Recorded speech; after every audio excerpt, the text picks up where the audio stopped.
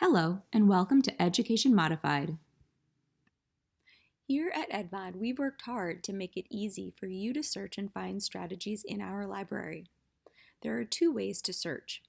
The first way is to use the search bar just by typing in a keyword.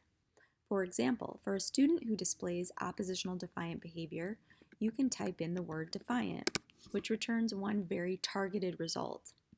However, if you'd like a broader selection, the second way to search for strategies is by using skill gap filters.